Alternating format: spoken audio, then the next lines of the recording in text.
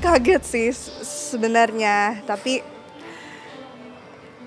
aku juga udah nggak tahu berita apa-apa kan tentang mamiku dan baru aja muncul lagi gitu. Oke, berarti kamu tuh udah lama nggak komunikasi sebenarnya atau gimana? Kalau dengan mami aku udah lama sih nggak komunikasinya.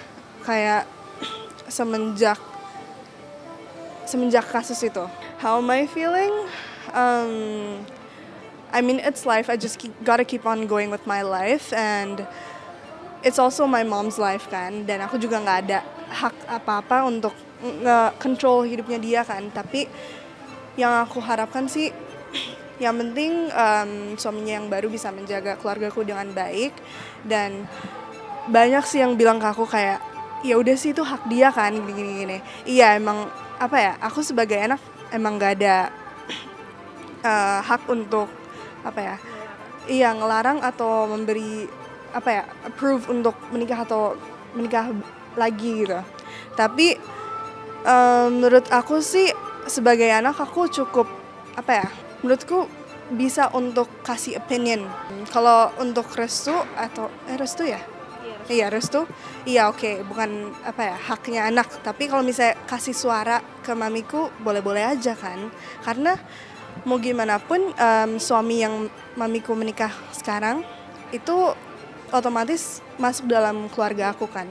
Dan pastinya jadi yang bakal jadi tulang punggungnya dan yang termasuk juga membesarkan adik-adik aku juga, dan aku pengen orang itu tuh yang tepat. Sampai sekarang aku kan karena hubungannya masih belum sebagus itu ya, dan aku juga belum komunikasi sama sekali.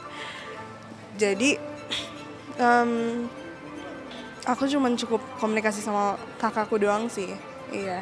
Tapi karena aku belum bisa hadir jadi aku nggak datang. Langsung kasih kabar seperti itu. Iya. Terus kamu tanya nggak suaminya siapa, dengan siapa gitu? Aku udah tahu sih sebenarnya karena sebelumnya aku udah pernah visit rumah aku sekali karena ngejenguk kakakku, dan di situ posisinya ada pasangan yang barunya, iya.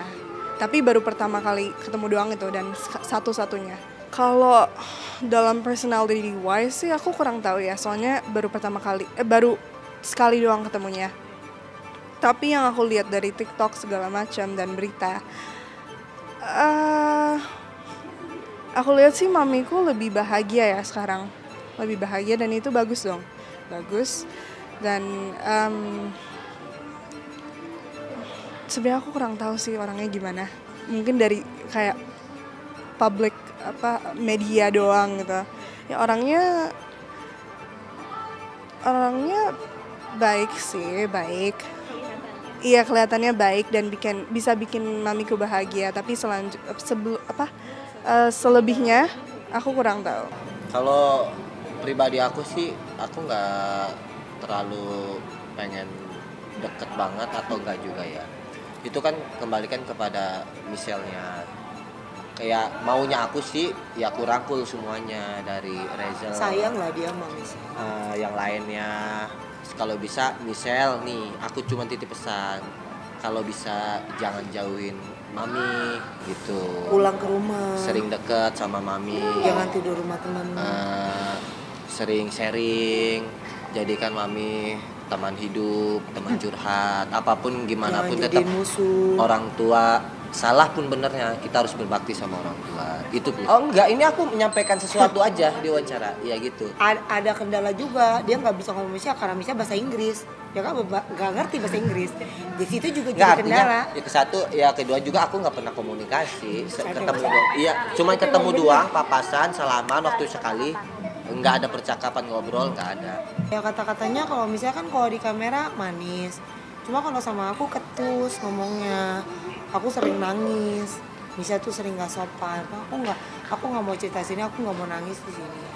Cuma intinya ya menurut cerita Misha kan mami yang nggak benar, ya kan selalu beredar aku yang salah.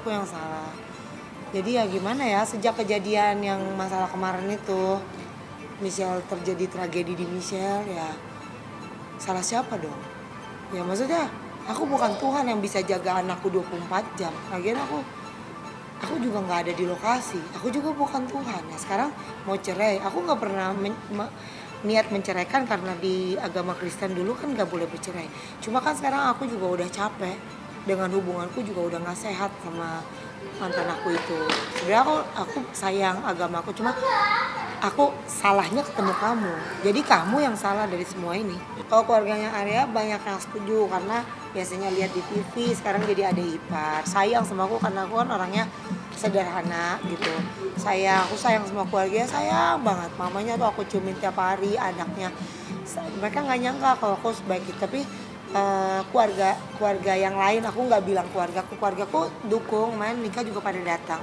Cuma ada beberapa pihak yang tidak bisa disebutkan satu persatu di sini bahwa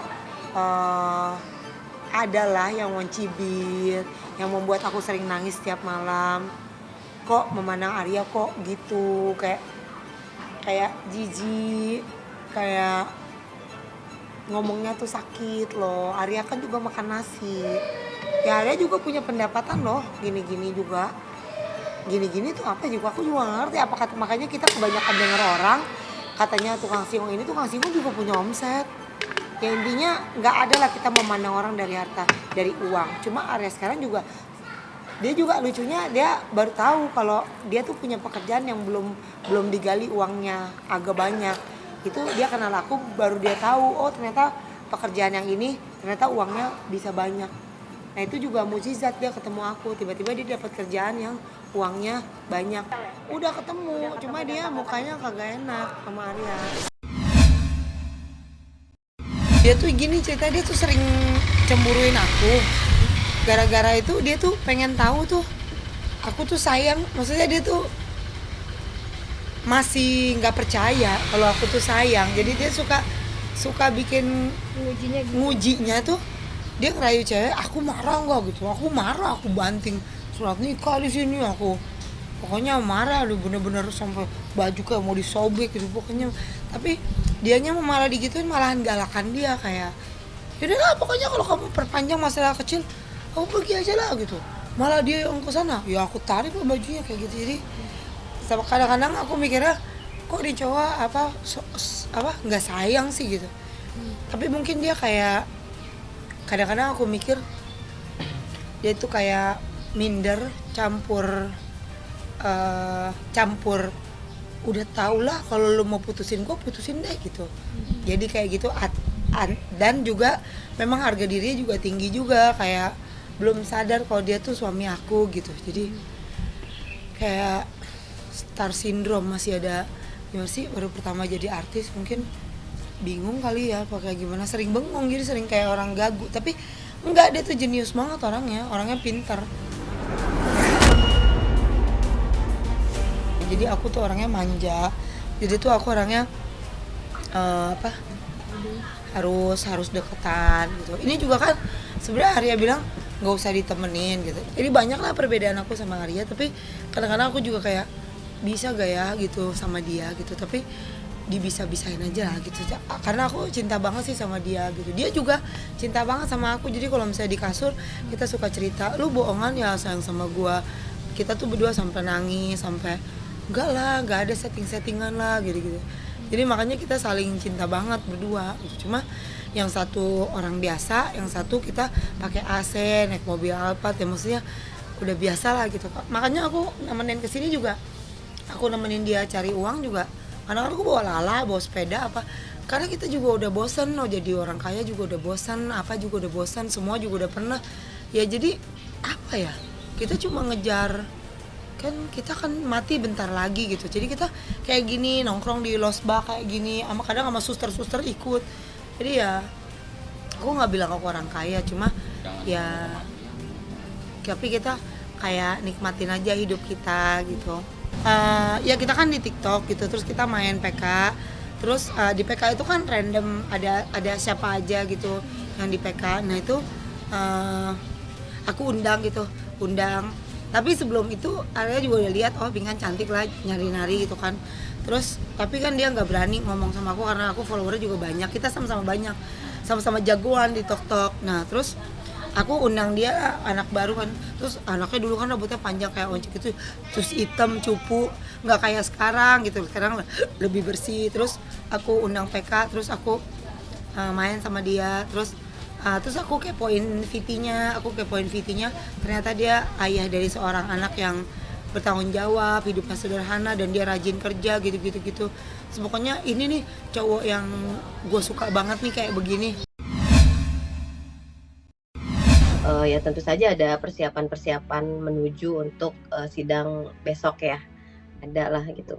Persiapannya sudah dilakukan ya pasti. Ya untuk sidang besok, jadi hadir secara langsung ya ke Pengadilan Agama, jadi bukan e-court, karena besok adalah agendanya untuk pembuktian surat dan saksi-saksi. Jadi saksi ada dari pihak keluarga dan juga ada dari pihak yang bukan keluarga. Jadi ada 2 saksi lah ya insya Allah. Jadi saksinya itu antara keluarga dan yang satu lagi bukan keluarga.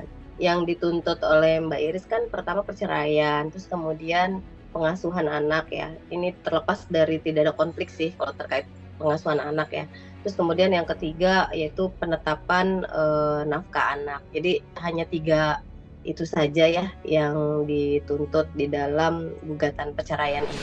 Ya secara hukum Islam kan perkawinan kan sakral ya. Dan ya kita tengok sabda Rasul juga kan, apabila wanita mengajukan gugatan perceraian kan ya tidak dengan alasan yang kuat, itu kan ciri-ciri orang munafik. Nah, mungkin Amar menengoknya ya dari syariah Islam. Saya nggak tahu sih, saya nggak tahu kalau masalah itu balik lagi ke Bang Amarnya, balik lagi ke Kaibelnya. Saya nggak ngerti itu. Saya kan jarang juga ketemu Bang Amar.